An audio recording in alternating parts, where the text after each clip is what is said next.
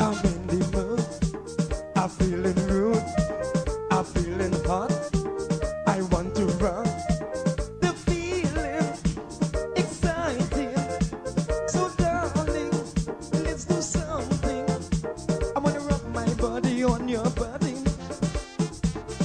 Body on your body. Let me rub my body on your body. I wanna rub my body on your body. I wanna rub and love up. I wanna rub and kiss up. I wanna rub and jam up. I wanna rub and rub up. I wanna rub my body on your body. Rub my body on your body. Let me rub my body.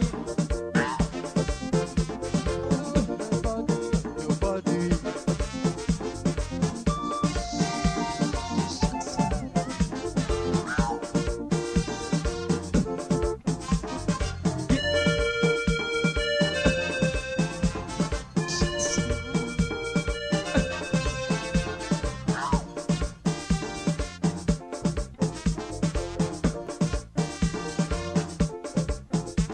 I just get paid.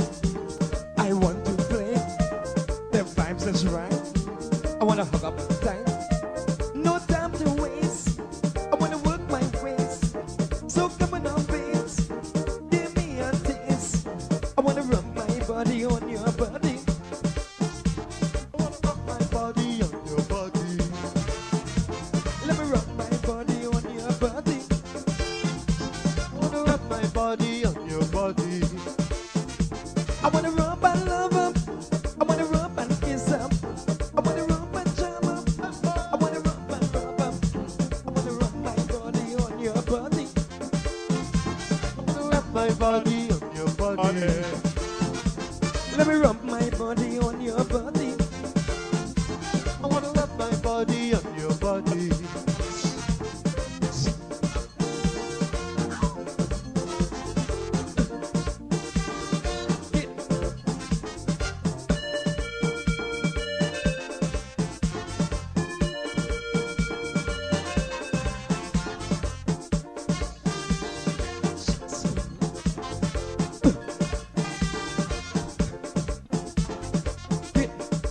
Well, you know, I'm feeling, I'm feeling, I'm feeling, I'm feeling, I'm feeling, I'm feeling, I'm feeling, I'm feeling, I'm feeling.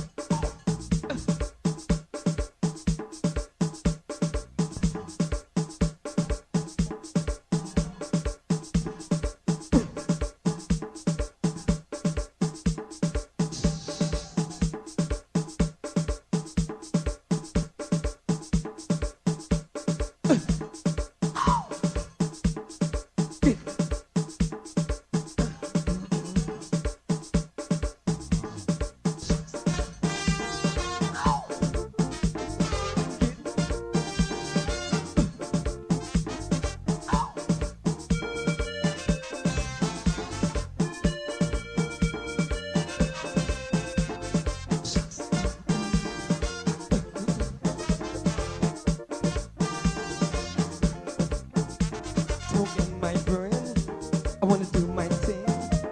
Work up a sweat until I soak in wet. Rub your body, show no mercy, because I'm feeling tipsy, I'm feeling freaky. I wanna rub my body on your body. I wanna rub my body on your body. Let me rub my body on your body. I wanna rub my body on your body. I wanna rub and love up. I wanna rub and kiss up. I wanna rub and jam up. I wanna rub and rub up. I wanna rub my body on your body. I wanna rub my body on your body. Let me rub my body on your body. I wanna rub my body on your body.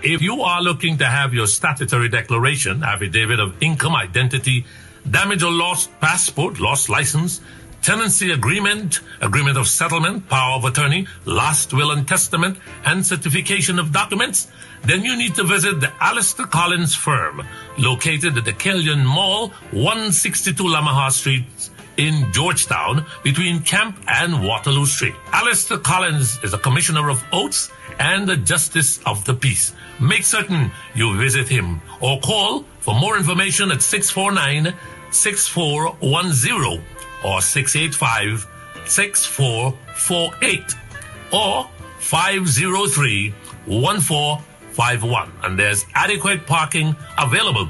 Go down to the Alistair Collins firm and have all of your legal issues settled and brought to the fore. Alistair Collins Firm. Contact them at Alistair Collins Firm.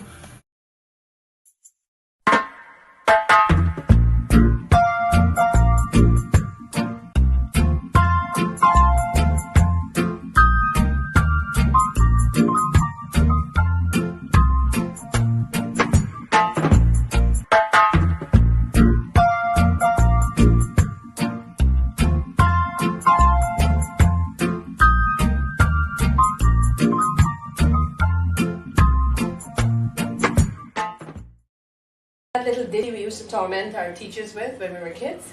It goes something like this. Onward, upward, Mary had a go. Day by day she tied it to a rope, till at length they got busty rope, and Miss Mary had to run behind it. We had a lot of fun with that, but do you actually know how beautiful these words are? Here's the Song of Guyana's Children by W. Hawley Bryant.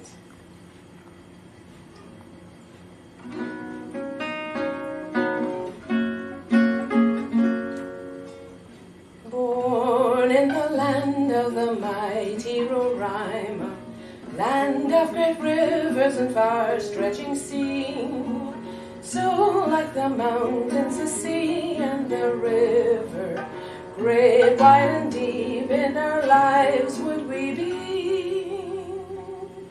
Onward, upward, may we ever go. Day by day in strength and beauty grow, till at length we each of us may show what Guyana's sons and daughters can be.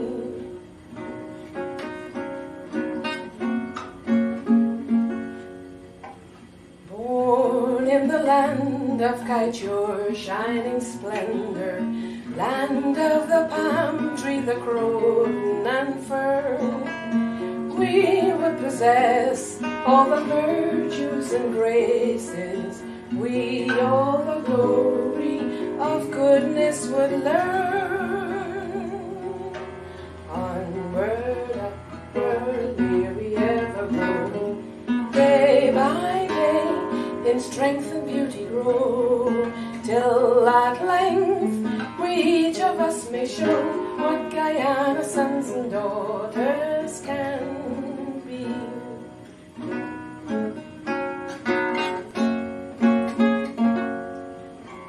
Born in the land where men sought El Dorado, land of the diamond and bright shining gold, we would build up by our faith, love, and labor God's golden city, which never grows old. Onward. All right, hey, guess what? You guys don't panic. I'm here. I just rushed out of a mini bus, and the conductor is looking for me, but that is okay. I told him I'm rushing in to do Straight Up, where we tell the truth, the whole truth, and nothing but the truth. And you guys know that that is what we do here. We don't even beg you to share the link. If you want to share it, you share it. If you don't want to share it, well, too bad. That's your luck. But we know that you guys are going to share the link. We know that. From the bottom of our hearts, We know just that. I know you guys are excited. You want to see what I look like this evening. But I tell you what, it's nothing different than the other nights that I'm on, right? Well, I don't have to go through all of your names, but I just want to say good evening to all of you. And sometimes where the Spirit takes me, that's where I just call your names. And if I don't call your names, it doesn't mean that I don't see you or I don't want to acknowledge you, right? So let us start by saying good evening to all, every single one of you. Every single one of you. If I see you with a weird name, like Benschop, right? Then I'll pronounce it. If I don't call your name, just don't get vexed at all. Because, some folks say that Guyanese people are somewhat sensitive. And then they may go and they may round up their tongues and say that Benschop does only call certain people's names, and then he don't call other people's names, especially the guys. The guys are like that, So if I call Stanborn's name, then the other guys, like Wayne Peters, get vexed. That why is it that I'm calling Stanborn's name and I don't call Wayne Peters' names? Or, So the guys are the ones who get all upset, not the females. Adolphus Jamont and so forth. I don't know, Andrew Griffith. They probably, and so tonight I'm taking the time out. Look, it's men's night tonight. All right, men's night tonight. I'm calling all the mans, the mans, right? A song like Irfan Ali there for a moment. Oops, I was just having not an orgasm. I don't have those politically speaking. Mind you, right? All right, so do share the link. We have an interesting show for you this evening. Malcolm Luther, let me call your name because I don't want your bumps to raise. I don't want you to get upset. I don't know what is going on with you guys, but the guys have been complaining to our executive producer that I do not acknowledge guys on this show. And they go back and they cry like little babies. Benschop only call out the females. So what if I call out the females? Huh? Troy Daniels. So what if I call out the females? Huh? Anyways, let's go. Christine Figueroa, how are you? Okay. Carol Wright, how are you? Asante Uju. Ooh, gosh, that's a lovely name. Nanda Seafort. And all of you guys, if the fellas want to get vexed, well, too bad. Karen Bastiani and all the GT Root girl and everybody. All right, look, you guys know I acknowledge all of you. We respect the fact that you take time out to be with us. Miss Booker, Buxtonian to the bone. Gosh, Buxtonian. Can't stop y'all, Miss Booker? All right, so look what's happening here. And thank you much for sharing the link. We got some serious, very serious things to discuss here on Straight Up, because that is what we do. If you know what I mean. Yasmin Henry and Gil and all the other Rose and Patricia and Rochelle and all of you. Good evening to you. I know some of you say that you're listening. You're listening from Brooklyn. You're listening from Canada and all sort of things. Don't fool people. Some of you are in Blackbush Polder. Right? Some of you are at Philippi. Some of you are at Corriverton or somewhere in Watuka Linden or some back street in Ituni or 3rd Street somewhere out in what is it, Kokwani. And then y'all come on Facebook and say y'all are listening from Brooklyn. I'm just kidding with you guys. That's what we do here, right? We get a little laughter and then we get down straight into business. Good evening again to all of you, Hazel Johnson and the crew. What's happening? So here is what. Let's begin with this. These people in the installed regime. There we go. Every night it's these people in the installed regime. Of course, we got to talk about these Pakus in the installed regime, right? So, hey, guess what? Digicel Guyana owes the government. In other words, they owe taxpayers. Look how much they owe taxpayers. $1 billion. $1 billion. Are you guys feeling me? Are you guys hearing me? $1 billion. $1 billion they owe, right? And they have been allowed to make profits upon profits upon profits upon profits of the Guyanese people's money. But they are allowed to owe hundreds of millions of dollars for many, many years. Look, you guys are seeing it for yourselves, right? 1 billion. I wish you can see how I form up my mouth when I'm saying bill, $1 billion. But oh, poor broadcasters like us, broadcast license fees, right? For example, Benschop Radio.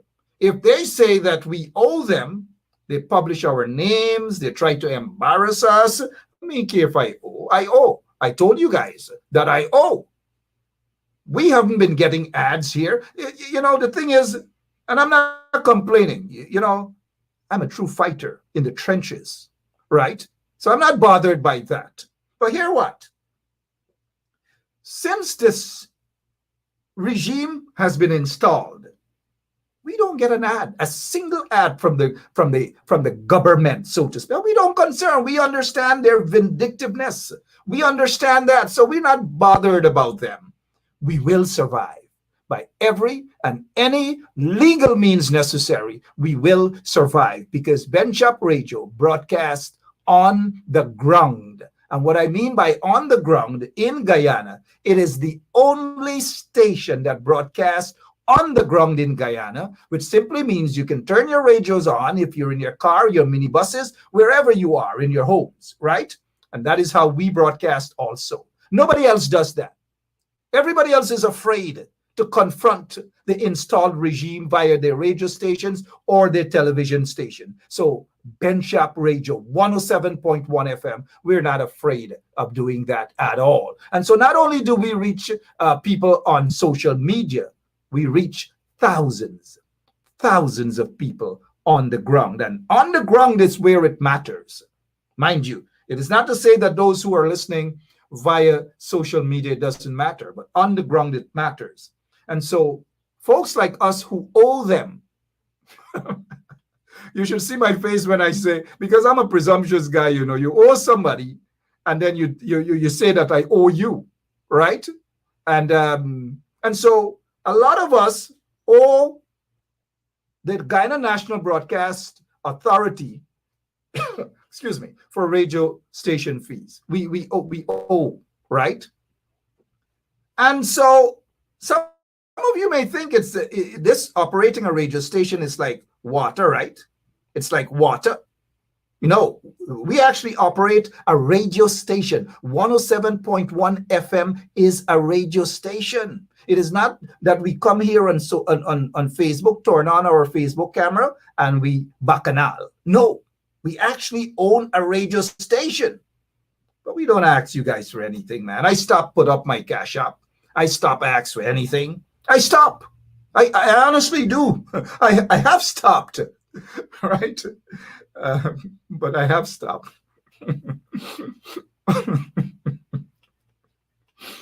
I don't know why I stopped, but I just stopped. Good evening to all of you guys. So Digicel is allowed to owe $1 billion, but they're coming after us, who owe chicken feed, even during the pandemic. They give billions of dollars in concession to their friends and their cronies.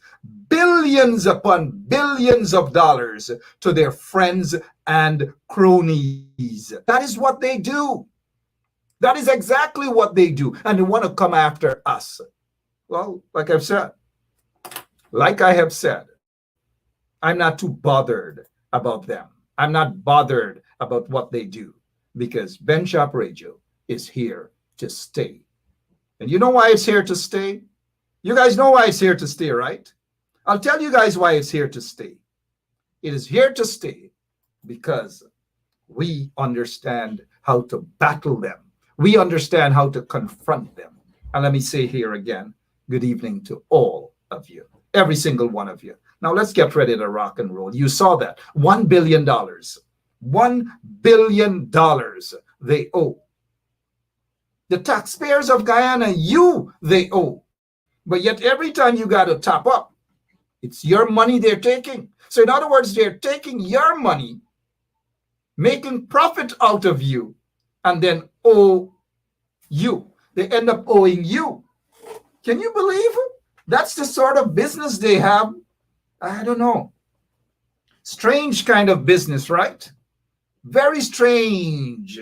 S-T-R-A-N-G, strange. I know if Irfan Ali sees that word, he's going to pronounce it as strangi. But it's actually strange. Strange sort of business where they're penalizing individuals who don't support their narrative or embrace their narrative, their stupidity. We don't do that. We're not afraid of them, right? We don't talk. We walk the walk as well. We are action oriented.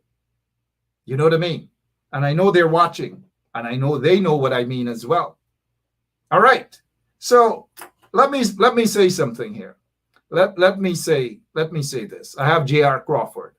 I invited J.R. Crawford not for his good looks. I invited J.R. Crawford because of his big mouth. Outside of his big mouth, he speaks the truth. He's very straight up.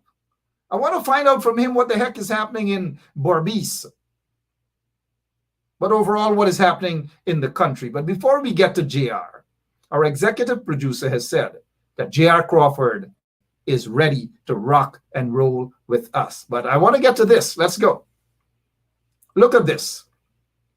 Revaccination. And now this is serious business. If it wasn't serious, I would have been smiling. I would have been laughing. Kya, kya, kya. You know the Guyanese kind of laugh? Kya, kya, kya. Every Guyanese got that laugh. Kya, kya, kya.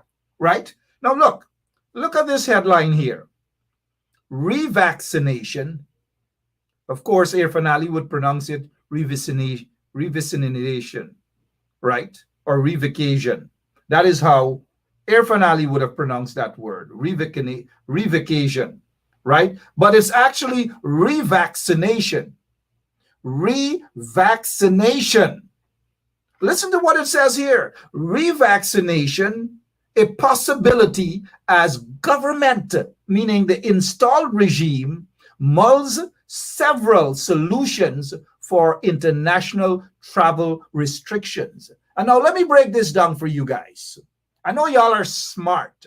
99.9% of you guys are way smarter than that catfish guy, Irfan Ali, who attended the University of Iflat. Let me break this down though. Here is what. It means that if you have a vaccine that is not recognized by the WHO, and if you are applying to travel to the United States of America or other countries, and you are vaccinated with, let us say, the Sputnik V that is not WHO approved, it simply means you will not be allowed entry into the United States of America. That's simply what it means. I'm breaking it down in layman's term. We all know that, right? Now, here is what the regime is saying, the installed regime. They're saying, no. Abi, gonna think about the possibility of revaccination, meaning they're gonna bore you, they're gonna give you another vaccine. So in other words, you get two sets of vaccines in your system. One set, the first set that is questionable, that they got from some middleman from this deal with this Sputnik V, right? They're saying now that they're going to revaccinate you, right? Carl Miller, they're going to revaccinate people because the first set of vaccine abigayo in our work because WHO not approve it, and so you can't travel to the US, Canada, the UK, or some other countries. So they want to, thousands of people, they want to revaccinate. So you must turn around, they're going to bore I again. You know where? They're going to inject I again. Two. But here is what's going to happen. If they start this revaccination process, they are going to give you one vaccine, and then 6 months after, you can't find them for a second vaccine. You think these people, they're down here? I don't want you guys to see my facial expression when I'm asking that question. You think these people dead down here? You think they're dead down here? You think they care about you? Now, here is the $1 million question. Whatever happened to the hundreds of millions of dollars that they spent on the Sputnik V vaccine through a middleman? A simple question. Whatever happened to that? Whatever happened to the money? It's a waste. And therefore, there should be a commission of inquiry on what the heck happened to that money. Who is the friend of the middleman? Who is the in-between man? Who is the side man? Who is the front man? And who is the joke man? I mean, that actually joking us, robbing us of hundreds of millions of Guyana dollars. Hundreds of millions of Guyana dollars. Then, bro, here we go. But, you know, here it is. There's no medical need. And this is the PAHO. Health Organization, PAHO, does not recommend revaccination. Now, those Congo Plum people in the installed regime, Congo Plum, enough I know is Congo Plum, right? Those Congo Plum brainless people in the installed regime, this is what they're saying, that revaccination a possibility. But this is what the experts are saying. There is no medical need for revaccination. God help us all in Guyana. If there's a pastor that's watching this program, run a quick prayer for Guyana. If a pandit, if a Meiji, or if a Rastaman want chant, go right ahead and chant. Just chant. Something is wrong with those Congo Plum brainless people who are running the country right now. And now at the bottom of this here, it says COVID-19 boy, 17. In other words, he's 17 years old, had anemia. Irfan Ali would pronounce that anemia. Kidney disease and suffered a heart attack. And this is a guy that they included that died, as they say, from COVID-19, the coronavirus. Then they're saying here now he died of anemia, kidney disease, and suffered a heart attack. What is it that they're trying to do? Confuse people? They're trying to cover up a heck of a lot of things. We know that. All of us know that. We are not stupid bunch. We know that that is exactly what they are doing, covering up every single thing. Everything, right, Ingrid Ben? Good evening to you.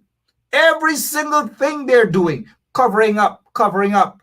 It's a big scam for the installed regime. You know, and look what else is it that I want to show you guys before we go to J.R. Crawford. Y'all know J.R. Crawford goes into the trenches, he wrestles, he does every single thing, he doesn't care. But look.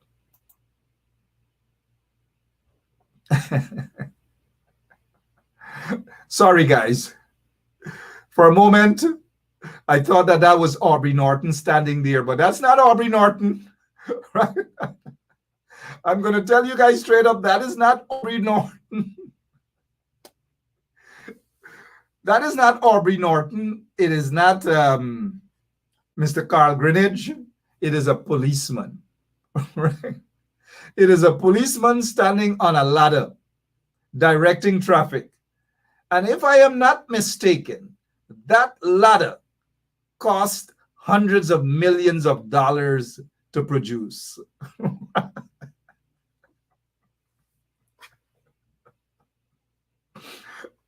I don't want you guys to see me. Kind of like tears falling down my eyes. I don't know what to say. I don't know if to cry. I don't know what to do. I honestly don't know what to do. I don't know. Look at this guy, Brian Nichols. Brian Nichols is the Assistant Secretary of State for Western Hemisphere Affairs. I saw some folks thinking that this man is the next U.S. ambassador to Guyana. And some folks were jumping up stages on the mountaintop saying, oh yes, Sarah Ann Lynch has been replaced by this guy, Brian Nichols. And now look, he is the Assistant Secretary of State for Western Hemisphere of Affairs. In other words, this position is higher than Sarah Lynch. In other words, he is Sarah Lynch's boss. So how can he be demoted to replace Sarah Lynch? I don't know, man. Some of y'all, please don't do that to us.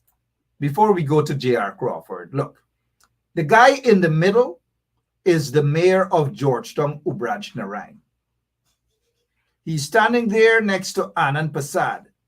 Anand Prasad, a junior minister of local government. That Anand Prasad right there. And the other guy at the end looks like he's wearing a short jack.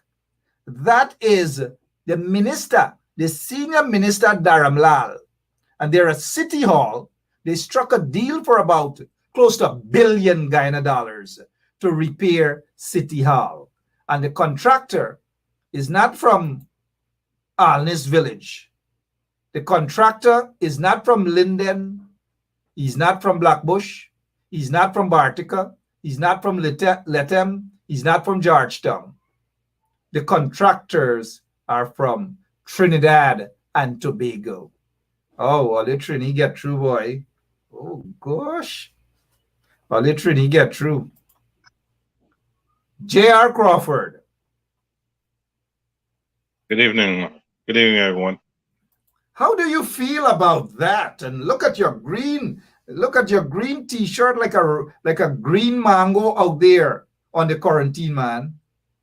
I know I caught you off guard, so you didn't get time to go put on your father's short jack or one of your father's suit and tie, because I know that he had a lot of those things. Could be that.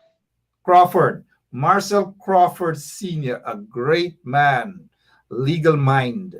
They don't make them like Lawyer Crawford and others anymore. And this is not to insult some of the young lawyers. We have some very brilliant young lawyers too in Guyana.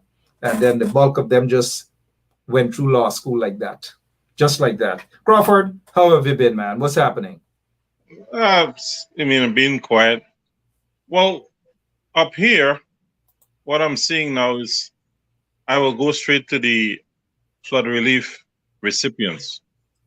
Many of those so-called people that claim the losses are now busy reaping the same thing that they are supposed to have lost. So, it's a disturbing thing to know that so many people have gotten illegal monies, and now they're, the things that they're claiming they lost, they're harvesting now. And I see a former AFC member put up a post there, but 70% of the folks who collected monies are reaping rice right now. And nobody is doing anything about the investigation. Not even the coalition folks are going out there and talking to people who deserve this flood relief cash grant, that they have been deprived, they've been discriminated against. We're not seeing these opposition politicians on the ground. Look, the coalition folks that are there, for some strange reason, when you put the pressure on them, they get annoyed with you. I don't give a damn. They are paid to be the eyes for us. Some of them do not want to do anything, like you've mentioned in your program last week, I think. When you look at all this money that's been doling out there, we need to get there. But for the coalition, I don't know what's wrong with the people that are entrusted. They are hot and sweaty on something, and it's like food. Once you turn off the stove, it runs cold. You got to go heat them up again. And when you expose certain flaws, they get annoyed with you. 3.something billion in the agriculture sector, and you're not seeing, the defense being put up there as to why so much was spent. There are people who collected monies that shouldn't have any. Nobody is exposing them. You want to know, where are we going? Gaisuk is looking for $1.6 billion for 4 months again. And we are not seeing anybody attacking this number. And it's going to be like that for year in, year out. Billions of dollars on a dead industry. Nobody is forcing the issue. I mean, Gaisuk has a good customer in DDL. Bring them to the table, partner up with them, and let them try to put some monies into the sugar estate because they need the molasses for rum. But it seems like nobody's thinking straight how to save this country money and how to ease the taxpayers from picking up the burden. When you hear this money, you think that, everybody's playing Monopoly. Now, this rice industry, all these people that collected the monies, nobody's going back and looking, inspecting the field. So these cats get this free money, coming back now, they double dip in the government.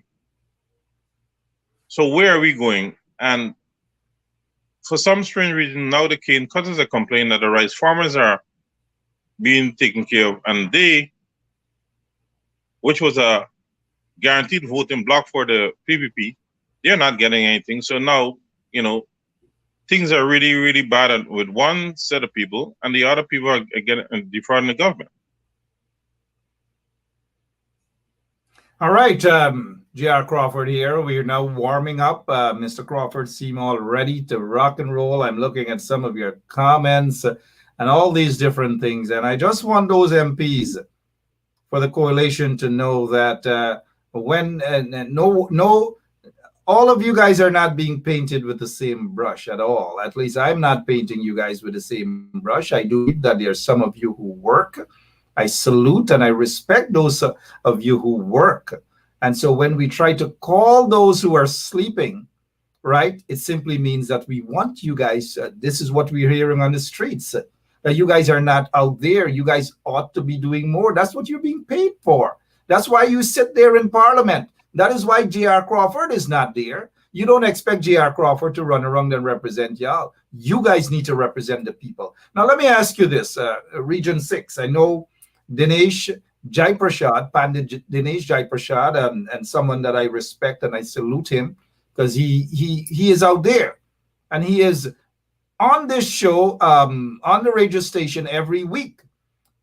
He doesn't call and complain like others that he can't make it and he can't this and he can't that and all. He doesn't disappear. And I respect that about Dinesh Jaiprashad. Ganesh was supposed to have been on tonight, but he said that he wants tonight off as a result of Mr. Imran Khan's funeral. And so that's okay. So Ganesh is off. What are some of the words, sentiments that you're hearing about the opposition MPs in Region 6? Go right ahead. I'll listen. In all fairness, I have to give Dinesh a lot of credit. But like I said months ago, he needs a lot of help. And when you look at the coalition, where are the big ones? That is the problem. They're sitting back and they're saying boots on the ground and all this nonsense, but you're not seeing the effort. Region 6 is not a small region and it has a lot of intangibles. We need more folks there. But you see people are running in and running out and saying that they're doing their work. That is the reason why they're not growing the base. And if they got wind of something that is wrong, they're not attacking that issue. They're always lackadaisical and they're playing a reactionary role. And when you're always on the defensive, you will not be able to set the tone for what it should be because you're always reacting to somebody's action. And, I don't understand. I think the people just get a little position and they're very comfortable, some of them. Some do work, you know that. I've said it before. But if someone is in a small area and they could manage that area, lend your support to your fellow representative so we can grow the base. The idea is not only to listen to complaint, but if you're there more than enough, you're going to grow the base, and that is what you want for the next time around at the polls. I don't understand. They're waiting for a last minute and rush, and that's why nothing concrete is being done. It's a period that the coalition has gone into this mode of let's wait for the next 5 years. You're not seeing the outreaches where they're informing other people or their support base of what are in the pipeline or how far we're going. Nothing. When we, the outspoken people, push the heat on them, you see they run and they make a press statement. We don't have a proper representation in the media. We are not investigative enough. All these things, when you're a politician, you cannot sleep because you're not working for yourself. You're working for people. But they're not, 100% out there. Some of them, and I am really, really annoyed with the top folks in the coalition. They would like to have the spotlight, but to do the groundwork, they don't want to do it. So why are you holding on to positions? They're not coming. Some of them, they're not out there. You don't see a press release, unless it's a force issue. You can't be proper leaders like that. You can't garner votes. You can't garner support because you're not there. You're not connecting with the folks on the ground. And that's just a fact. They're not connecting with the folks on the ground. Some of them do believe that a Facebook connection or a social media connection is sufficient. That is not sufficient to win an election. And now, this is not bashing the coalition. We've been saying this all the time for a while now, that those members of parliament who represent the coalition, they have to go out there and do more. Some of them are so lazy that they're not doing anything. I promised to call some of their names. Who get vexed, well, so be it. But I also heard that some councillors, some are in Region 6, some are in other regions. It's like they're afraid. They're not coming out. They're not speaking out. They're not doing much at all. And that is affecting the coalition support base. You want to say something? That I expected, because I will say it now. The list that was produced prior to the election, many folks on that list that was supposed to be guardians for our coalition party were not. And that was brought to their attention. It was still approved, knowing that the folks that are there that's supposed to represent the coalition efforts were not really coalition folks. But they didn't want to listen. They think they were too big, so they put those folks there, and now they don't have a proper representation because... Wait a minute, Mr. Crawford. You're saying that some of those folks who are on the list, whether we're talking about councillors and so forth, and mind you, they get one and two of them working very hard, and I want to salute one of them all the way up in Skellen, Anil Siram. Anil, good evening to you, Pastor Anil. And there are some others who are working very hard as well, and I salute them, but the bulk of them are just too goddamn lazy also, the councillors. Are you saying that a lot of those names on the list and these councillors are in bed with the PPP? Are they playing it both ways, and so they just do not want to come out to represent their coalition support base? Is that what you're saying, Mr. Crawford? What I'm saying is that many of the councillors are PPP that were disguised and pretended to be coalition members. And I don't care if they can't do me nothing. Many of them are no good. They're crookish. They were PPP before. When the information was sent, the upper echelon allowed it to go through because they were their buddies. So if you're allowing people who don't subscribe to your mantra, it means that you up there cannot be trusted. And it's plain as day who they are. And they can't tell me script because I will tell them to the face. Now, Mr. Crawford, let me ask you this here. I think people know who some of these folks are playing games in the coalition. and they're playing games with the ordinary people. But we here on Straight Up at 107.1 FM, we're not about to play games. And I don't want anybody to say that as, because I'm not a member of either of those coalition parties, right? But I'm sympathetic towards them and their support base. That is a fact. But more and more, we're seeing that they're taking their support base too much for granted. Hence, they have to be called out because they are politicians, they are the people's representatives, and they're my representatives as well. And if I feel that they're not doing enough, we'll have to call their names out. I'm not an elected official. I don't have to do anything. You're not an elected official. But what are some of the complaints from people on the ground in Region 6 about the coalition? From 2015, after the election, the folks who supported the coalition were left behind, and we didn't have a constant contact to maintain that connection for the people who supported them to get into office. And then the coalition never kept the groundwork on the ground connections working.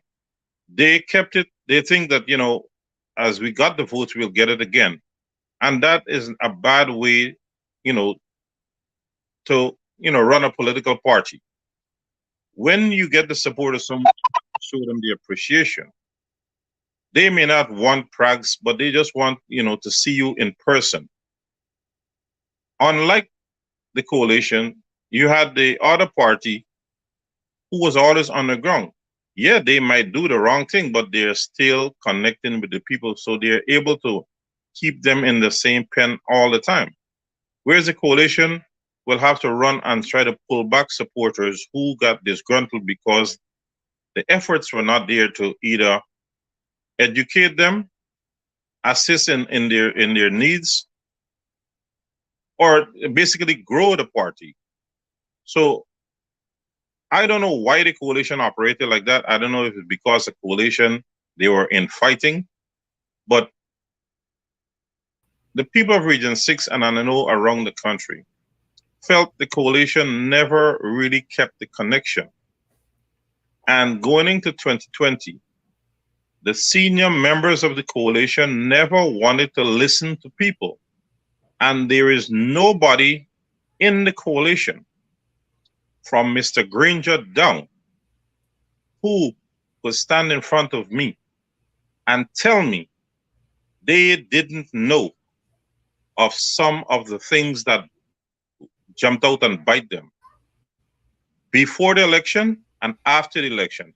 Because if they say that, I'm going to tell them straight to their face they're a damn liar. Because I have the information, I have the proof. But it seems like some people just wanted the fanfare and the glory. They never thought about the little people. And mind you, if the coalition people had worked diligently, they would have grown the base. We would not have been in this position today. Many of them got in over their head and did the same thing that they condemned prior to getting into office. And it's a disgrace and it's a disservice to the people of Guyana. After struggling so much, we were starting to swing the right way. Look where we are in just over a year. It means that our leadership has to be revisited. And Mr. Charles said something on your program, I think last night. The term limits for party leadership. Mr. Charles? Van West Charles. He wasn't on last night, but the previous night you may be talking. Whatever night it is. Yeah. Those are things that should be looked at. Because when I'm looking at the people who are holding the key positions, we're not seeing those people hitting the ground. Because Mr. Crawford, let me ask you this. When you say hit the ground, what exactly do you mean, and what more sort of representation the people on the ground are looking for from their opposition MPs and their leaders? I'll give you a classic example. Donald Trump may be wacky, may be crazy. He's out of office. Probably is, indeed. But yeah. He's out of office, but he's holding rallies. He still have this crazy notion of being back in the White House. But the thing that we have to take away from what he's doing is that he's keeping the connection with the people who supported him, be it right or wrong. The coalition they're out of office because of fear of foul means, whatever it is. But everybody throw back. You have to push them to be out there. And they're only in selective areas. Buddy, I remember, and you should, when President Burnham and Hoyt, they will walk on the public road to get people. A little whisper would give you an insight of what happens in the district. But I guess they don't care, some of them. They didn't care to advance the base.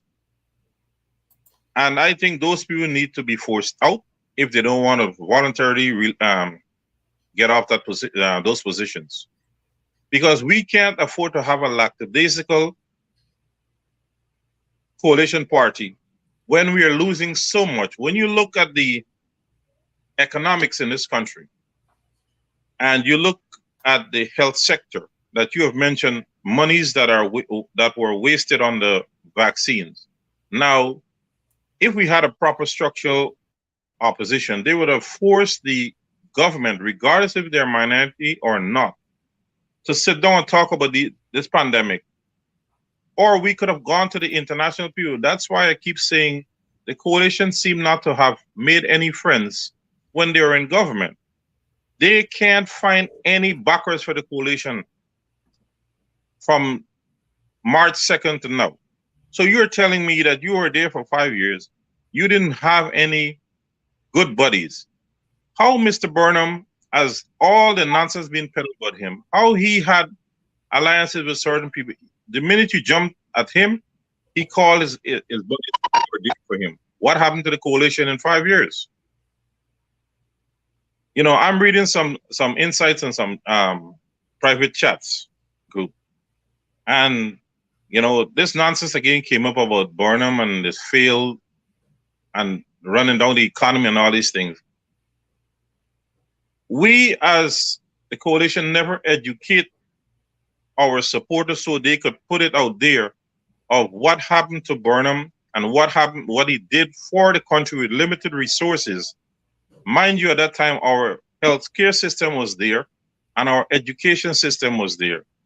Our infrastructure had gotten to a point where it could have gotten better had he had more financial help. All these things, the coalition never assembled a team to educate its supporters and others that this is what the PNC plus the others stood for, and this is where the progress went. As compared to when the PPP are in power, we had a fall off of these things, an increase in poverty, increase in criminal activities, increase in even to broken homes, because the PPP put so much pressure economically on certain people, it caused a lot of fractures.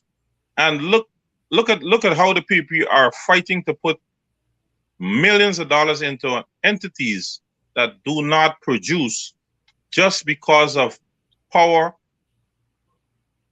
albeit through voters, when they could have worked with the coalition, get things better for the country. But we don't have a formidable team to attack this. If you, regardless of minority or not, and you've always said it, hit the streets. If you look at the little protesters, who do you see on the protest leading the charge? Who do you see it? Private citizens. Now, all these fancy titles of the coalition people have, it means that the title, you're not supposed to go on the street. If you can't join the supporters there, then you're not supposed to be general secretary, leader of the party, leader of the opposition, whatever. because you're not showing the fight. You're not making the sacrifice. You're putting the little ones out there, and nobody is there to show the international world that I'm Mr. leading. Crawford, Mr. Crawford, I'm looking at some of the comments here. Some very, very good comments. And when the bulk of the coalition MPs listen, or somebody may sue back to them, they're going to hear that Benschop is bashing them, or Crawford is bashing them. That's all they're going to say. But look, you and I, let me just take this in. You and I were told as young men, very young men, speak the truth and to hell with what people think. Remember when we used to play around the yard? Now, if these people that are looking for leadership positions cannot take constructive criticism, then definitely they don't belong in the leadership roles. If you're going to turn your nose up or get offended because a Benschop or a Crawford is pointing out your weaknesses, then you don't have the people's interest at heart. And again, they're playing the people for fools. And these behaviors are going to end up where citizens, ordinary citizens, are going to be chasing ministers or MPs around the country. I'm telling you, because Mr. Crawford, a lot of coalition supporters, they understand what the problems are. They know what the problems are. And sometimes it's good to remind people of the problems. But they also want proactive leaders and proactive members of parliament, proactive councillors to go out in their constituencies and work with the people, not a drive-by photo up and say they're doing this or they're doing that. And not excuses for members of parliament who we don't see about. A lot of them, we don't hear about them. Occasionally, they may make a special appearance and that's it. And then when you try to call these people out, you hear that not all of us can be out there. Some of us have to do research. Well, look, the goddamn people for the coalition didn't vote for MPs to become researchers. And I'm sure that yeah. Tell me what research. The problem is the people are, you see what, one of the things that's still lingering in our political circle, they still look at the support base on ethnicity. And it's a dangerous thing. I don't care what they say about me. My thing is how to help poor Guyanese, because the rich is already there. But when you know and you look and you see people going to the market and it says, son, I only could have spent $7,000. Look at the 2 little plastic bag. Like I saw a lady today in Blackbush, right? $7,000 she could spend this week. How much could that family? Now, I don't care about the MPs on either side or the leaders or the ministers say. I will be approached by PPP people or coalition people because of who I am. Not as a name person, but me physically. So people will tell you, and you get to hear the cries and the pain of the poor.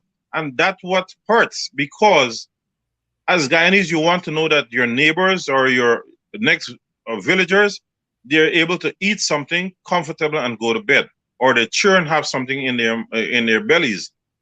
But some people just, they want this luxury and they don't care what happens to the poor people. I don't, look, I've said it and you've said it too. I don't want any position in this country for anything, right? I'm not seeking it. It doesn't say that I will not do it if there's an opportunity. But what hurts, or what got me to the point where I'm at today, is the suffering of the poor people or underrepresented people. And that is the point. People are not represented in a proper manner that they should. But we are known during election time to run and beg everybody. We know how to walk then. And to go all this village and beg, oh yeah, vote for we now, I'm gonna do this. No, stop lying to the damn people. And that is what the politicians need. They need to come elections time, that's what they do. And I think those who don't vote, like Plato, there's a quote from him that says, when you don't go out and participate, to that effect, when you don't go out and participate in the electoral process, then you get politicians who are inferior, for the most part, are elected into office. Now, let me ask you this, Mr. Crawford, at a minute after 10. Let me ask you this here. Name 2 MPs of the coalition that you're impressed with and why you're impressed with them. Off the top of my head, Mr. Jaiprasad and Mr. Holder. Okay, Mr. Dinesh Jaiprasad, he's from Port Morant. He's a member of the PNC. He's representing the coalition as a member of parliament. Why are you impressed with Jaiprasad? Because I've seen the effort that he's putting out there, and he's a person that when you hit him up, he will answer you as soon as he has an opportunity to. He would not tell, or if he tells you he will call you back, he wouldn't take 2 or 3 days. He will definitely call you regardless of the time. So is Mr. Holder. And when you say Mr. Holder, which Holder that is? Sherwin? Pardon me? Sherwin? Okay, that's the young man from region number 2, Essequibo, right? Region 3? Yeah, Essequibo, yes. Essequibo, region 2. Region 2, yeah. So those are the 2 MPs you're impressed with because you believe that they are proactive. No, and you believe that they are. Those are 2 that jump out to me right away. There are other people that you call they'll hit you. Okay. But those are 2. You're impressed with some others. Yes. Good, fair enough. And those are the 2. Mr. Holder, he was very busy there and very proactive with the assassination of Orrin Boston, and I very much appreciate it. Other stuff, he's always trying to share information of other things that are happening. I mean, I'm a recipient of it, so I know. Sure. Fair enough. Some of them who are going to turn their nose and get aggravated. I mean, look, there are some people who accuse people of being in organizations that they don't even know anything about. The time that they are running their mouth with nonsense, they need to go out there and do the work for the people. But they're not. Everything is that they got meetings to do. And no, the people are the most important part for you to be in that office. That's the problem with a lot of them. The meetings in air-conditioned offices. Of course, meetings are part of the job, don't get me wrong. But they seem to be most of them seem to be in meetings. Meetings should be in the bottom house, in the hammock, in the fowl pen, in the backyard, in the back dam, talking to those people, their support base. Meetings, they never have anything to send to the people on the ground. So why are you in the meeting? You should meet with the voters. You'll get the truth there, and you'll know how to progress as a party. Other than that, give it up. Here what I'm going to ask you, and I'm going to name maybe a couple of them that I'm impressed with. Maybe I shouldn't. But what do you guys think, our listeners? Should I name a couple of them that I'm impressed? But I want you to name 2 that you believe that we are hardly seeing that should be out there doing more or doing something. Name 2. Leave that for the audience. I'm already the talk in the back room of what I'm doing to them. Some feel threatened. I'll name 2 for you who should be out there more. Look, I was so outspoken that I am not afraid to say it, and I'm not afraid of him. But my boy Aubrey Norton decided to break communication with me, and that's childish. And you want to be the leader of the opposition? Come on, brother. All right. So we'll slip that for now.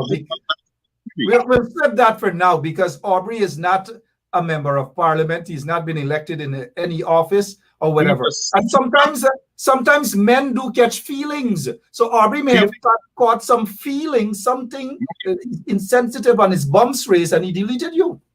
Well, listen, I don't care who deletes me, right? But when you want help and you're trying to forge a situation where you want to be on the top, you need everybody to put you there. Right? You don't catch feelings, my brother. You know how many people curse me out? You know how many people that you and I know that because I speak certain things against the party of their choice, they'll pass me on the road straight. It doesn't bother me. I'm looking at some comments. Some people want to call names, and then we got some people say, oh, don't call names. But here what? I do believe at this time, the people need to be hearing more from the Shadow Minister of Education, Dr. Nicolette Henry, right? Because the education system is under threat by Priya Manik-Chan. Priya Manik-Chan is incompetent. And so I'd like to see more of Dr. Nicolette Henry talking about the system, the education system.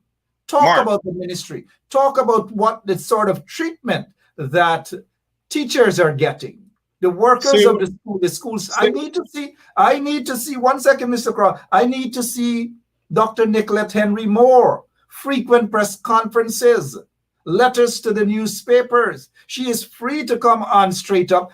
And then there are other, on 107.1 FM, there are other shows that they have as AP and UFC show that she can go on. But we need to see more of her. Also, we need to see more of Dr. Karen Cummings. Why I single out these two? Because look at what's happening in the health sector. Yep. It is being destroyed. And look at what the coalition did to build that health sector back up. So those two individuals, including Dr. Karen Cummings, should be out there more often to confront these installed folks in the PPP regime, to expose them, expose what is happening at the COVID-19 hospital, expose what is happening to nurses and doctors. And look how many people are dying as a result of this COVID-19 and the recklessness of the PPP regime. Hence my reason for saying we need to see more of them, right? Now, they might get ticklish and might get vexed, but that's okay. The other person that we need to see, I'll give you a minute, Mr. Crawford. Thank you. The other person that we need to see more of, and there might be more, is Geeta Chandan, a good friend of mine. She's a former magistrate who almost sent myself, Lincoln Lewis, and Norris Witter to jail. The PPP wanted her to jail us, but she followed the law, she followed the evidence, and she dismissed the matter, right? And we're grateful for that. But she is the Shadow Minister of Home Affairs. Crime is on the increase and all these different things. Look at what they did to that Boston, or in Boston. Not a press conference from the Shadow Minister of Home Affairs. Not a word, at least I haven't seen, I haven't heard anything. If I missed it, well, then I apologize, but we need to see more of her. Over back to you, Mr. Crawford. See, that these MPs, right? I mean, a lot of people saying Annette is crazy, but that's the way you have to be, right? She's always out there running around, and she would always tell you like it is. And that's what I admire with her.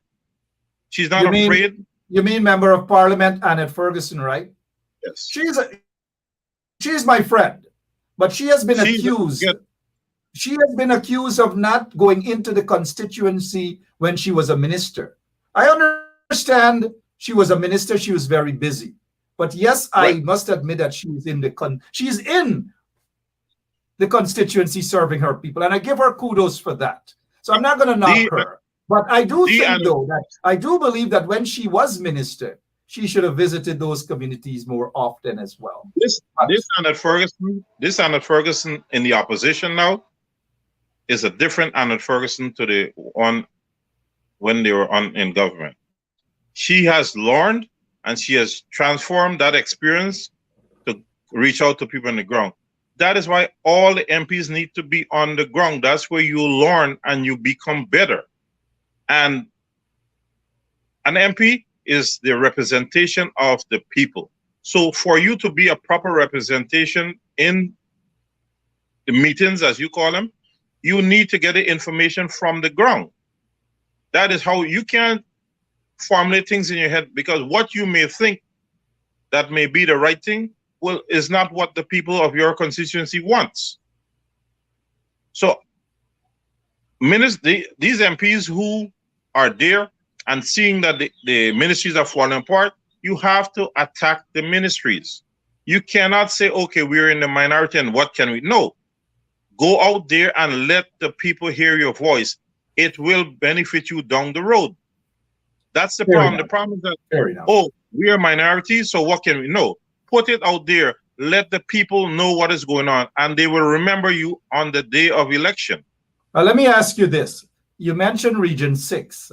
Pandit Dinesh Jai Prashad is the member of parliament for the coalition there. And I give him a good grade. And good grades don't easily come from me. Right? And I'm not saying that out to make a mockery of it, but good grades do not come from me too often. But I give him a good grade. He should be doing more, though.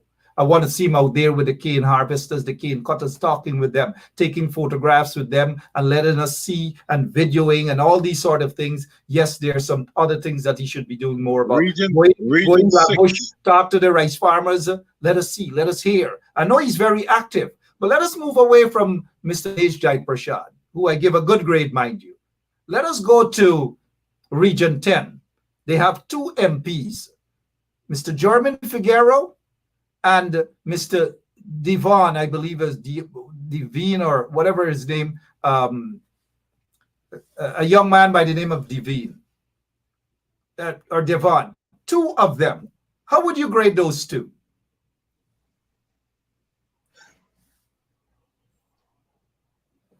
It's inconclusive at the moment because there are opportunities in Region 10 that was squandered. There are many opportunities that where they dropped the ball. Yeah, German could jump up and say, you know, I'm there, yes, whatever. There are many opportunities that were missed there, and the people living in our Region 10 are actually suffering a lot. So if the region was a little bit too big, then you needed to get the help. And German seems to have a lot of connections, and I was surprised that we don't see other people there on the ground in Region 10. But honestly, at this time, it's inconclusive. Ask me that question now about them. Take it. Well, you ask me. What do you think of the two MPs' performance in Region 10? All right, Mr. Crawford, it's not inconclusive. I tell you this. There are two young men, right? And you're straight up. You should be straight up to. Don't say inconclusive or talk the truth. Right? Because I cannot give you an honest answer based upon what has transpired there. All right, here's what happens. I'll grade them. They need to be doing much more. And I give German Figueroa some credit, right? He's all over. Remember, he's not a full-time parliamentarian, you know. He's a part-time parliamentarian. He's a teacher as well. But I give Germain some credit. Not Digicel or GT&T credit. So I give him some credit for at least doing some things. And I can't be unfair to the young man. The other guy, Mr. Sears, MP Sears, I don't know. He needs to be, I don't know. The last time I saw him, he was going like this on TV. He was going like that. And I warn you, and I tell y'all, don't mess with Linden people. And then he just disappeared just like that. I don't know. But Mark, before we move away from Region 10, I want to ask you a question. They need to be far more aggressive. They're not. I want to ask you a question. In the last couple of months, I've watched Mr. London do so much. He's a part-time public person. He's a pastor too, right? But he's there. The MP position has to take precedence over the other stuff. So that excuse that you're putting out there, I don't buy it. If I am a market vendor and I was elected to be an MP for whatever party, I have to make a choice. The MP position will override the market vendor. If it's not economically feasible for me, then I have to say I cannot be the MP because I will not be able to devote the amount of attention that the people on the ground would need. So I don't buy that teacher. Yes, he's a teacher by profession. There's something called leave of absence. Or, I really love teaching, and at this moment, I cannot be an effective representation of this area. Somebody who can devote that time, because there are going to be times when you're being sorted after and you can't be there. So what happens when somebody's irate and they can't get to the MP to be at a particular spot? All right. And you lose support. I got you. But let me just remind folks that we're just giving some of them a little grading. The grading process will continue. There's nothing personal about those MPs. What we are echoing is what people are saying on the ground. Mr. J.R. Crawford is there in Region 6. He knows what's going on. Of course, I'm not present in Guyana, but I talk with people on the ground every single day about what is happening. This is nothing personal against anybody. And oftentimes people love to say, they love to take things personal. That young man, Sears, I don't know him personally, but I just feel then that as a young man, as a young leader, he ought to be more visible. He ought to be there in the communities. And now he might be watching and say, Benschop is talking foolishness, or JR, that they are there in the community. If that's so, there's no evidence to say that they are. And this is where we miss the leadership of folks like Vanessa Kisoon, who believes in boots on the ground. And she has represented that community, that region effectively. Sadly, we're not seeing that sort of leadership right now. Because the people who are selecting these representation folks, for some reason, is a buddy system.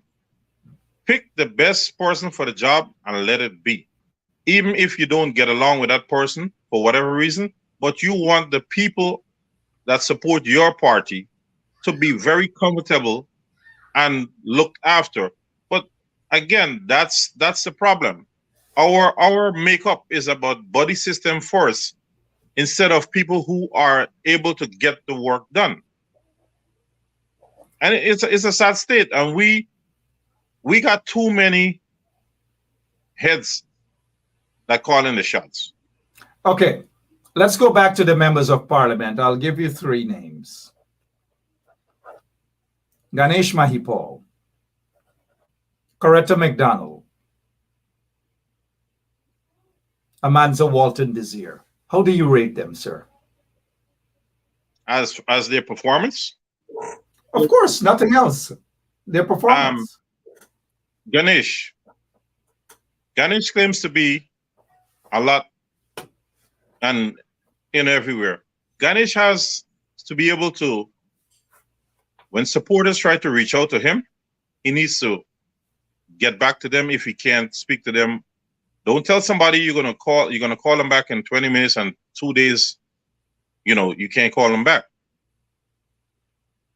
There are some things that Ganesh need to get to understand. He has a lot of literature in his head, but there's some things that you need to back up and get to the ground. Coretta, she's doing a fantastic job. Before you get to Coretta, what are some things that Ganesh needs to get his Well, I told you, I have received a couple of complaints that the people have tried to call him, and if he do answer them, he says he's going to call them back, and they never hear from him, and they're annoyed. And people saying that when the PPP people are called, they're there. Okay. And Coretta? I mean, Coretta has been on the ball. I mean, you're not being biased because all of us are friends with Coretta. Winifred Gaskin Memorial Secondary School, same villages. Here it is. I have Ganesh's number. I don't have Coretta's number. Go ahead. I was just kidding around with Coretta and our great intellect, but she needs to be more on the ground. She needs to be more out there. She has some connections. She could grow her status. She could connect, and she seems to be a down-to-earth people. Mind you, all three of them are down to earth. But you have to be constant, and you have to be able to be, when somebody wants to lean on you, you have to be there. That's the point. Don't ignore calls, or don't say something and then don't do it. Amanza, she No, no, needs no, to. no, no. I haven't asked you about Amanza as yet. Don't jump to Yeah, Amanza but as yet. Just give she's me doing 1 second. a Give me 1 fantastic second. job. Give me 1 second, Crawford. I'm behaving like that MP from Linden. You, Crawford. Now, I understand, because Guyanese have a way that when they call people, they want people to call them back right away, drop what they're doing. Some folks, when they inbox me, and if I don't respond to them like in 5 minutes, they get vexed. So I understand that as well. I have to tell some of them, maybe some of them are listening, that I'm not an elected official, That right? is the reason I'm they are not. So I looking just for help. help out because I'm passionate about helping people. They are But looking for help. Remember, Mhm. when you're under a lot of economic stress, nothing else work right for you. Tell me about that stress. Tell me. Good. Mr. Crawford, um, Coretta McDonald, the Honorable MP, Winifred She, Gaskin girl, she's hitting it. Lancaster, Liverpool. She's hitting it. I'll wait for you to ask me about the three of them. But go ahead with Miss Amanza Walton Desir. Wonderful intellect, future leader of the party, but she needs to expand. A woman that I admire, have great knowledge, seems to be able to connect with people on the ground, lesser educated people, and that's a great trait for her. Just need to be out there a little bit more. We have a good future for the younger generation. Now, you could tell us what, or correct me if I'm wrong with my observation. All right, let me begin with Ganesh Mahipal. Ganesh is a friend of mine. I have met him maybe once. Um, once. Um, I met him maybe once. So it's not someone that I know personally. But there are some qualities about Ganesh that I do admire. Ganesh is young. He is fresh in politics, like some of the others. But Ganesh seemed more willing to learn. And because maybe the spotlight is on him, and people love to hear a Ganesh Mahipal when he speaks, and he tells it like it is whenever necessary. But I do think in time to come, Ganesh would make a stronger and powerful leader and politician. That is just my take, right, on Ganesh as of now. Miss Coretta McDonald, and I noticed, I noticed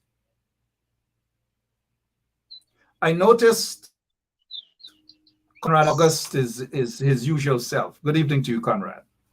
Now let me say about Miss Coretta McDonald.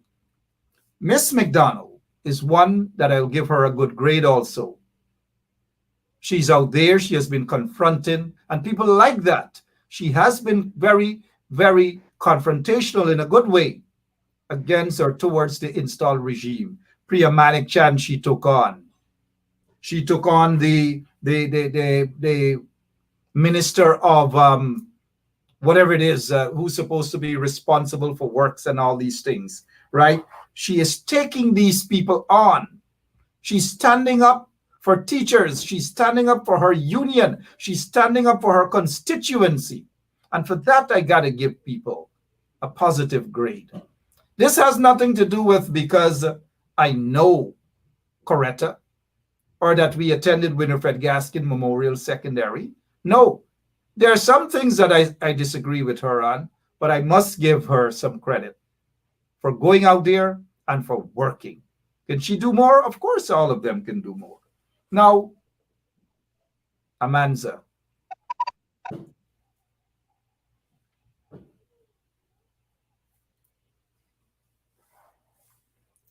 We'll skip Amanza for now. I'll go to ask you about two others. We'll skip Amanza for now. Why? But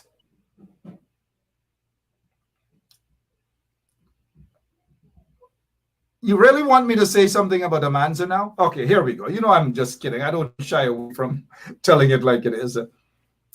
Michelle Lampkin is saying, what about Mistress Hughes? That's Kathy Hughes. We'll get to Kathy just now.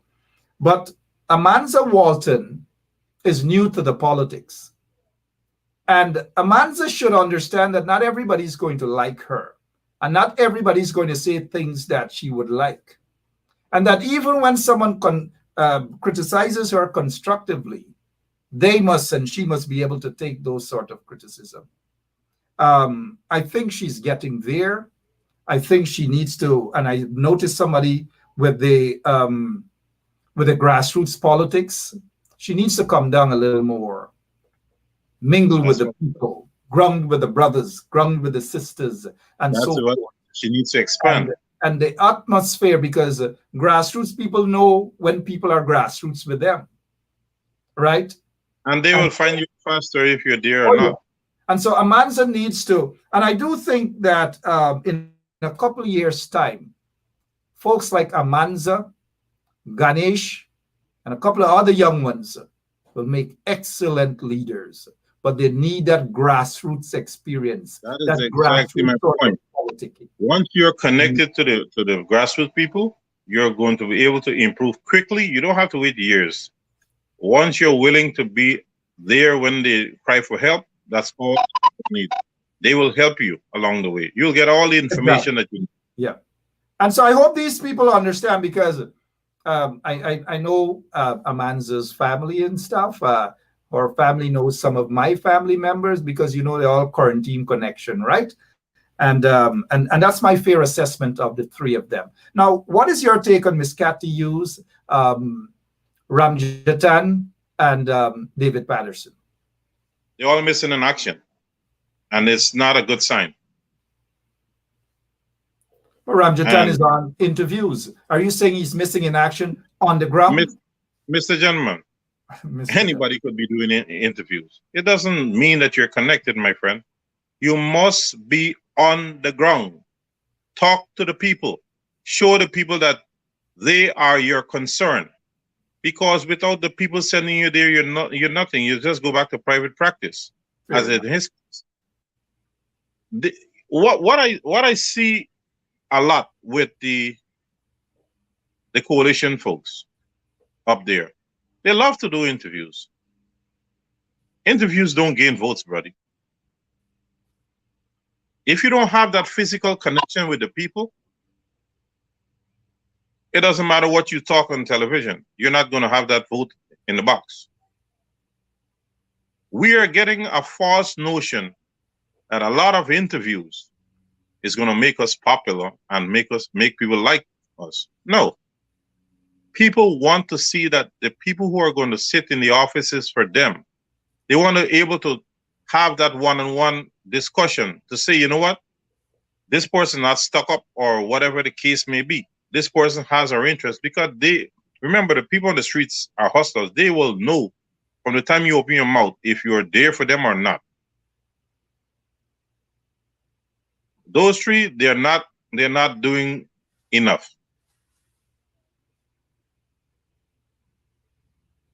I was once a member of that party, you know. Plus, you were once a member of Fed Up too. You know, I call it like I see it, and Fed Up tried to use me, and there it went. JR, you're my friend, you're my brother. I think the grading process comes to an end now. It's 10:30, almost 10:30. I just want to say to our listeners, this is not about, and you see, this is the form of stupidity in some folks, that because of what we are saying is that we are talking down and that we are destroying. You know, I don't have to come here and praise the coalition all the time. That's not my job. I do it because I feel that it's the right thing to do. I don't have to praise the coalition. I don't. I'm not a member of the coalition. So I don't have Mark, to praise them. Mark, can I interject? Right? Sure, sir. Go ahead. Those people that are making those stupid comments, they are not honest folks. And we will have dishonest people that support us. Now, if you were to ask me what or to rate the performance of the installed regime, I will tell you F. So why would those people not see that being honest is what we are taught as proper human they beings? got some of them, JR, feel that because you're a member of the one of the parties in the coalition, I'm not. And therefore, I don't have to praise them. I don't have to embrace. I do it because I feel it's the right thing to do. Now, however, I don't want, one second. I don't want people to feel that I have to ignore the faults of the coalition. To hell with that. I'm not going to do that. I notice our good friend here is teasing you, Mohammed Rahim Yunus. He's calling you fed up. Good night. Listen. Rahim is crazy. Anyway, if you can correct the faults of your elected officials, then you yourself are going to be underrepresented. So these people that talk this baladash, we'll find some of them in the cracks that they're totally ignorant. Now, they wouldn't be smart enough to wait if we were to discuss on another program or this particular program what are the performance of the current installed regime. I would tell you F. And it doesn't mean that F, because they have failed us in every which way we can. But these people, you see, that's the problem. We are not trying to educate ourselves and learn to see things on a different angle.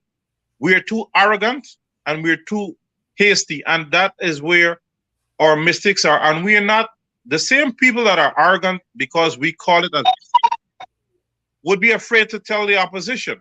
They don't want to, but privately they would say that. But now look, Mr. Crawford, I want to say this.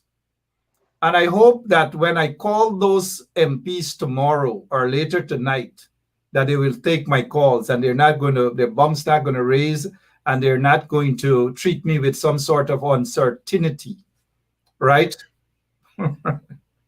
Mark, we mean well for them.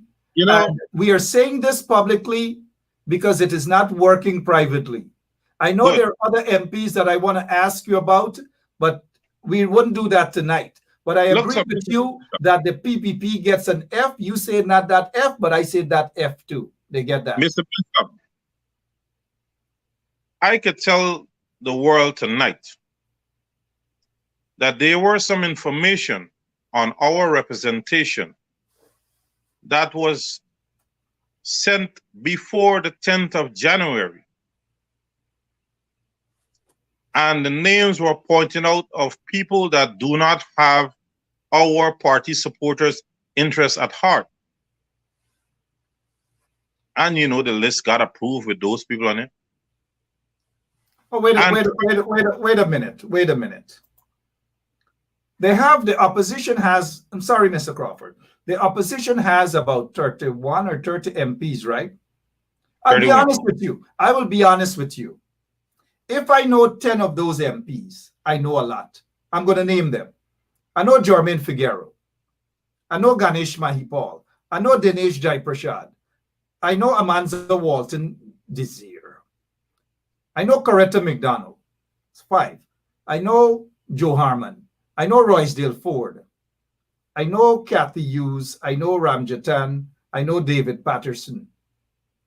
I know a couple of the others, but I don't know all of them. And the reason why, somebody said Sinclair is a member of parliament. Honestly, I never heard of Sinclair. Who is Sinclair? I'll let you know tomorrow.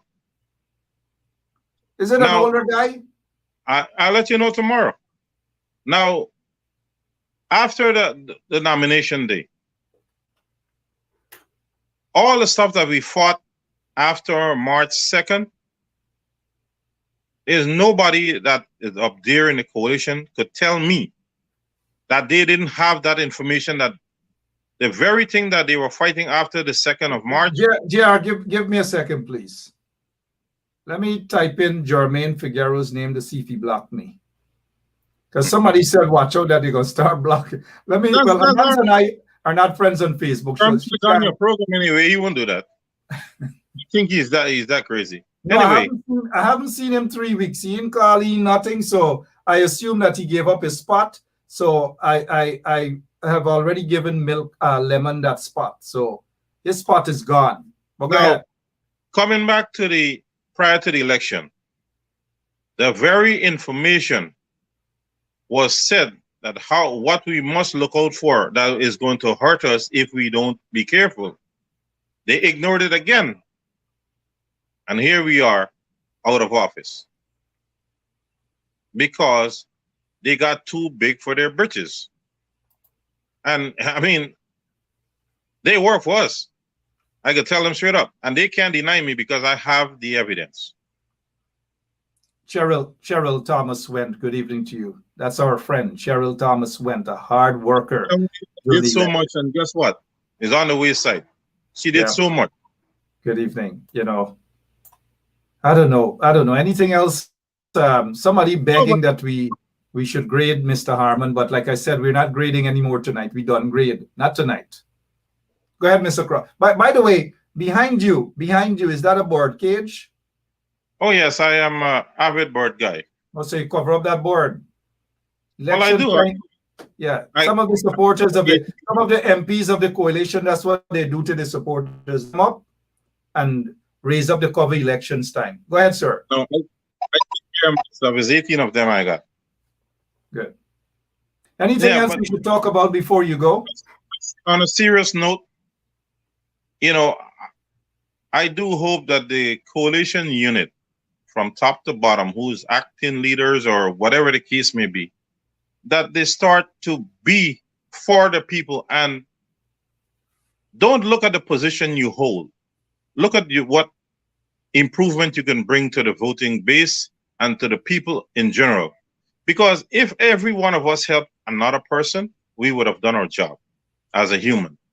And it doesn't have to be just coalition supporters. We still have to look out for the other people who are misguided by this current government. And, we may not be able to convert many, but if we convert 10, it's still a plus. So we can't just look at just our base. We have to grow our base. And how we do that? By being on the ground, being honest with people, be caring, because at the end of the day, you are there for the people, by the people. And, you must not be too big or be unapproachable. Don't be afraid to stop your car and go into a yard. If somebody calls you, fine. But you are going to pick up so much on the ground. Don't be afraid to go into places where, oh, that's not our support base. No, go in there. People are not stupid. Yeah, they may be brainwashed, but there some or most of them are going to listen to you for a minute or two. We have to be there. That's when you look at the older guys, Mr. Reed, Hamilton Green, Height, Mr. Burnham, they will stop the car and go in it. But you see people here, they just, oh, that's PP, and we go. No. We at the end of the day, our focus is to make Guyana a better place. Not village by village, the country, because look at what the advantage we're in against with Exxon. What are we gonna, you're hearing now that the trickle-down benefits wouldn't happen for 10, 12, 15 years? That's nonsense. $1.6 billion going into the sugar estate. This sugar estate should be in partnership with the two liquor company and back off from the taxpayer's pocket. Mr. Crawford. Diversified since 2018. Got your point. The people love the grading. You'll have to return very soon, maybe on Friday, because we will continue the grading. We still have lots more that we have to grade and grade and really, really grade. I would like to grade on the other side. Yeah, we'd love to grade the other side. We would love to, because You know what? Let's spend 10 minutes grading the other side. How do you grade Priya Manik Chan as Minister of Education? Total disgrace. She should How not be there. She is very arrogant, and she hasn't shown the quality to be the Minister of Education. I'm sorry. I mean, No, there's nothing to be sorry about. her Ask me, family, ask me about her. You her ask, family and my parents were, close. we're grading But her. Ask it's me about her. it's a total disaster, and that mannerism is very unprofessional. Ask me about her. Well, Mr. Benschop, you could give your take. I got you. My sinus acting up. Yeah, sorry about that, Mr. Crawford. So, I'm sorry. I give her an F. That's what I'm saying. Total disgrace.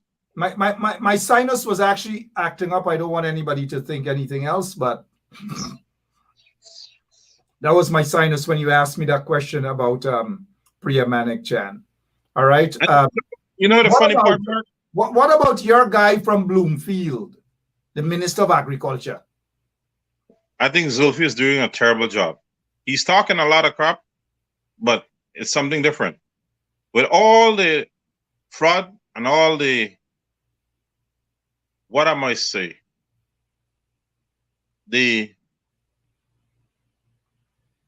party line he's walking with when it comes to certain agricultural things to be done, no, F. And I will say this again, the whole cabinet has failed the Guyanese people.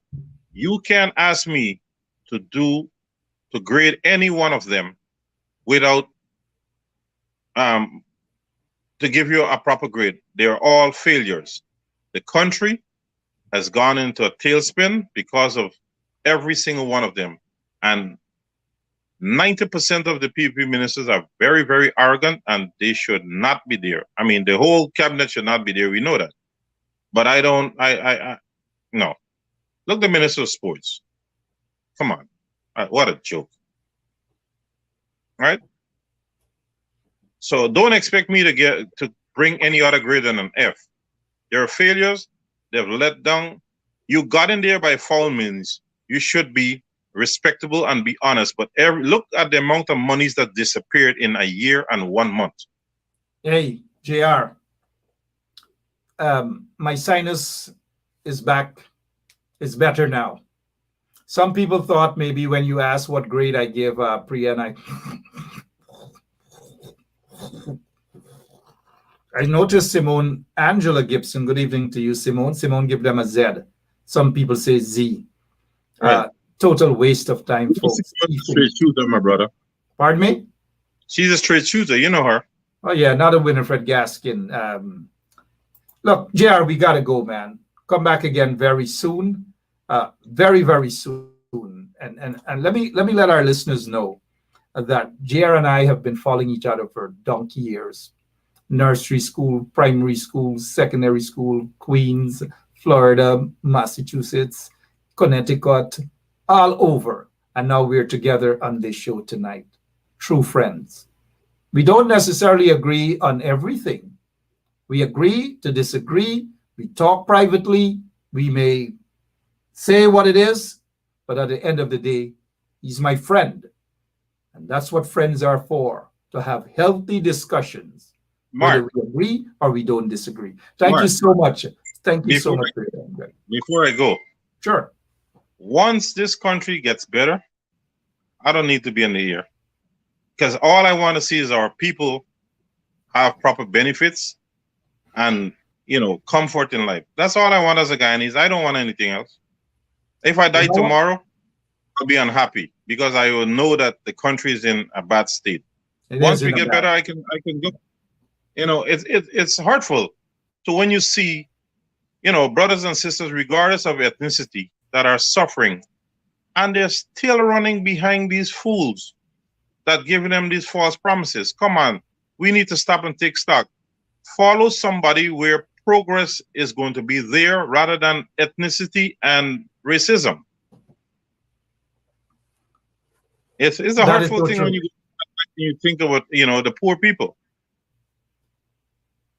JR, we have to go. It's always a pleasure to have you on. I hope by tomorrow, well, we will be talking very early in the morning to see who deleted us and who hasn't. But I don't really care who delete and who didn't delete. Same here, my brother. You know, I don't really care who delete and who don't delete. I just It don't does. really care. I'm not going to be afraid of saying what I say because I don't say things that I have to retract. So I'm not worried about it. And at the end of the day, as long as my wife is in the house, I don't give a damn about anything else. Because at not only that too, because some of these MPs feel that tomorrow morning we can get breakfast to eat. Right? But that's the stupid thing about them. I mean, you're people's people. Try to take the criticism and go in and say, you know what? Where am I doing? Why are these people saying these things about us? Okay, here's where I got to improve. That's all you have to do is just do the people's work. I do hope though, Mr. Crawford, that that at some point in time there will be changes with some of these MPs.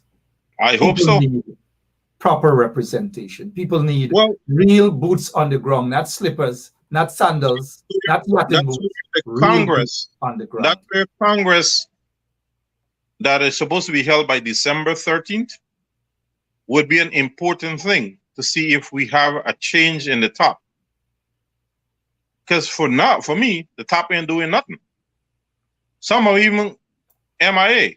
You see anybody you like in the race? Yeah.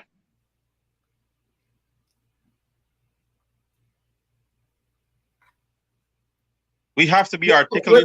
We'll just smile about that. I wouldn't ask you who, because there are two who are official, who have already officially announced their stuff. Look, maybe some other time, not maybe some other time I'll ask you who that person is. But what I do know for sure, it's probably not the person who deleted you. That's my boy. Leave him alone. Thank you so much for your time. Thank you so much for your time. Yeah.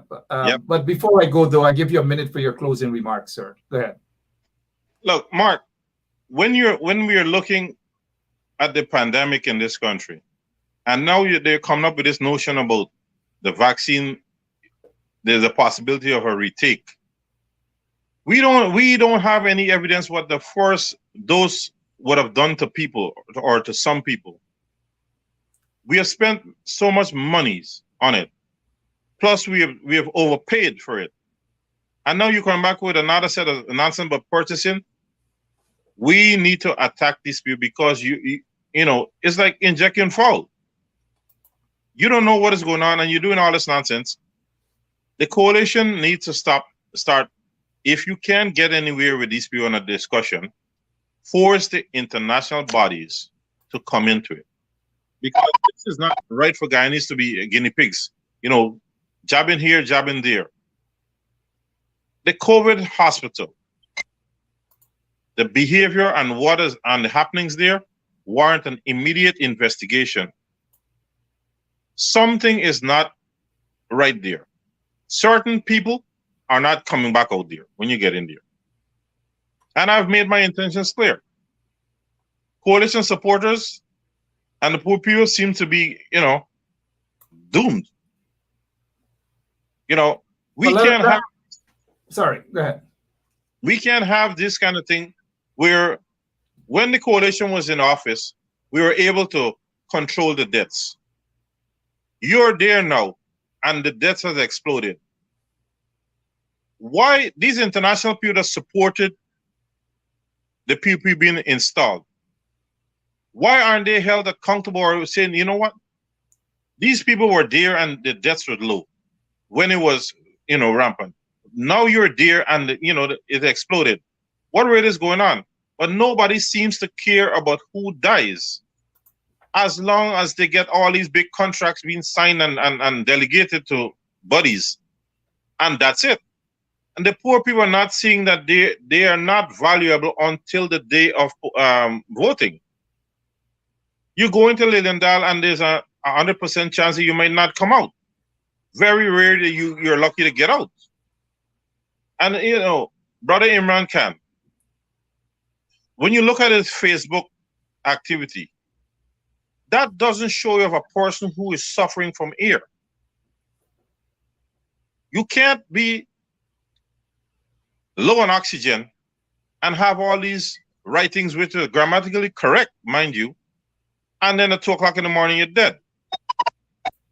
Somebody called me from Region 4 and they said a relative of there went in there 3 days later. He said he wanted to come out. They held him down, put him back in the hospital. The next morning they got a call, he's dead. Sad situation, JR.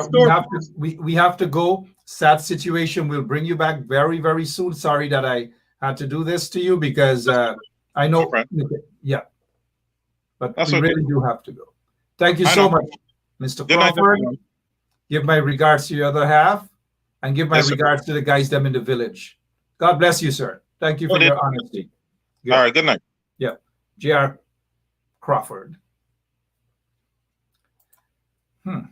My name is Mark Benschop. I will be back tomorrow, same place, same time.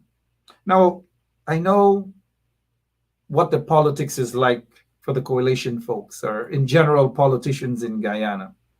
They feel at all times people must be hunky-dory, talk good things, praise them, suck up to them, and these sort of things. And once you do that, they're going to love you.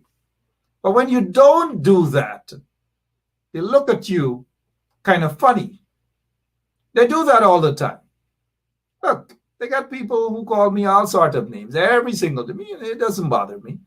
A guy was on the show last night calling me horse face. Look, this handsome face, you call him horse face.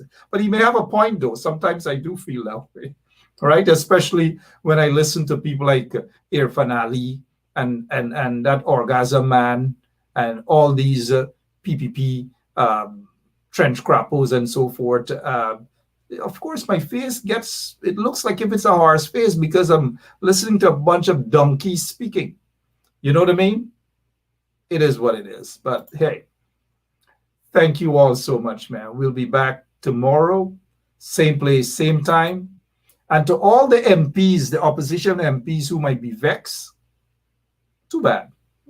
We're not bothered about that. I dedicate this song to them before I go for a quick 30 seconds. So if they're watching, this is how I feel if you're vexed. I will play rough. I will play rough.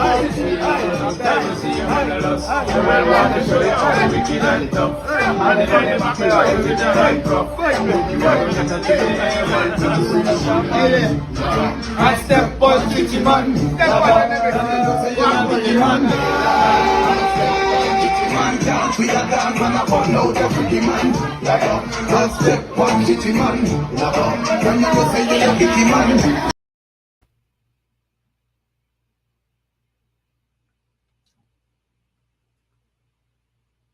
I love you guys. I'll be back tomorrow, same place, same time. COVID-19 is real. If you have to be vaccinated, go right ahead and it's your choice. I hope you do the right thing, though. I am fully vaccinated. And I'll tell you guys what. I'm not 100% safe, but I feel 95% safe.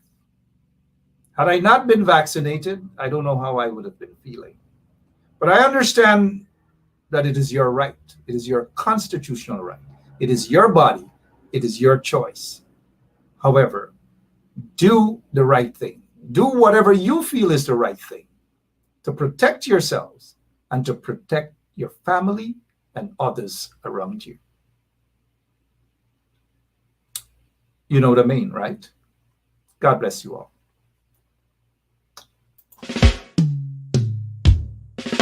It's hard to be at peace with the ones who are so discard. It's hard. Them have a knife in your back and them smile it so broad. Help me to deal with the ones them who say them love me when them really don't. Help me to deal with the fans them kill me flesh when the crowd a shout. Jesus, help me on the battlefield. Jesus, help me on the battlefield. Help me on the battlefield. Cause the booby traps with them set is real. God. Send your angels to encamp around about me and stand guard. To envy is so easy and to love it is so hard. Let me work for your glory and not for the award. Don't make me ever get caught up in the scream and the applause. And go talk about the blessing and not talk about the Lord. All these things are vanity. I need your reward. Let me be real. Don't put on no facade. Help me to deal with the ones them who said them love me when them really don't. Help me to deal with the fans them. Give me flesh when the crowd are shout. Jesus, help me on the battlefield. Jesus, help me on the battlefield. Help me on the battlefield. God, the booby traps with them set is real. Sticks and stones can break my bones and words can harm me. They can harm me. When the evil come against me, you'll protect me. You'll protect me. Father, I need the strength of your son. Cause you know my work is not done. Lord, I need that endurance just to finish this race that I run. Help me to deal with the ones them who said them love me when them really don't. And help me to deal with the fans them. Kill me flesh when the crowd are show. Jesus, help me on the battlefield. Jesus, help me on the battlefield. Help me on the battlefield. God, the booby traps with them set is real. You tell me if it's stand firm. Cause every little plan you have a confirm. I know them evil plan turn. In a darkness, me a the lantern. So help me to deal with the ones that who said them love me when them really don't. Jesus, help me to deal with the fans them. Kill me flesh when the crowd are shout. Help me on the battlefield. Jesus, help me on the battlefield.